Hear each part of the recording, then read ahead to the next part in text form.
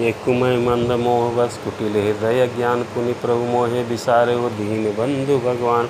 कथा सतयुग की वेद व्यास जी लिखते हैं कि एक व्याध था, उसके माता पिता थे। व्याध संकल्प ले लिया था कि जब तक माँ पिताजी को भोजन नहीं कराएगा वो जल ग्रहण नहीं करेगा।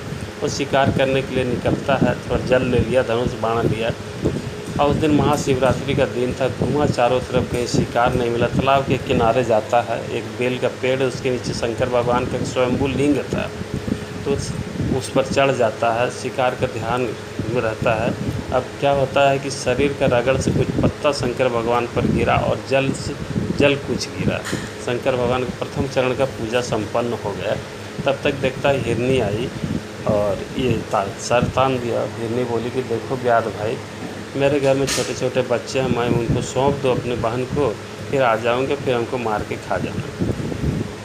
बोला अगर नहीं आओगी तब? बोले अगर नहीं आऊँ तो अपने पति को ठगने वाली, धोखा देने वाली पत्नी को जो पाप लगता हो हमको लगे। बोला जाओ जल्दी आना। ये गई। तब तक उसकी बहन उसको खोजते हुए आ गई और लगी पानी पीने। फिर ये तीर ताना, वो भी बोली कि भैया क्षमा करो, हमको जाने तो, मैं अपनी बहन के बच्चों को उनको सौंप के आ जाऊँगी, फिर तुम उनको खा जाना। बोला जाओ अगर नहीं आओगी तब? बोला नहीं आने पर जो झूठ बोलने वाले को पाप लगता है वो पाप हमको लगे। वो गई, जाके विचार करने लगी कि इतना अच्छा व्याध है, उसको हम लोग ठगे कैसे। चलो चलती हैं और उसके हम लोग समर्पित हो जाते हैं, उसको जो मन में आए कह रहे। तब पति बोला भाई तुम नहीं रहोगी तो हम रह के क्या करें। बच्चे भी यही बोले कि माता पिता ही नहीं रहेंगे तो हम लोग रह के क्या करें। सब आए। तब तक तीसरा चौथा चरण का भी पूजा संपन्न हो गया था। उसी तरह से शरीर के रगड़ से बेलपत्ता भगवान पर गिरा, जल गिरे। इन सब को देख करके बड़ा खुश हो गया व्याध। तब तक शंकर भगवान प्रकट हो गए।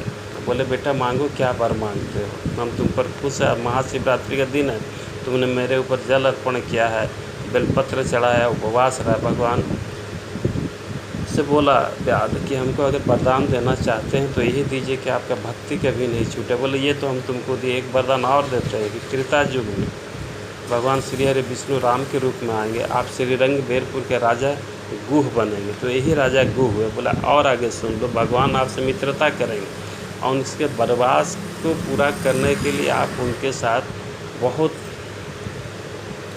लीला करेंगे।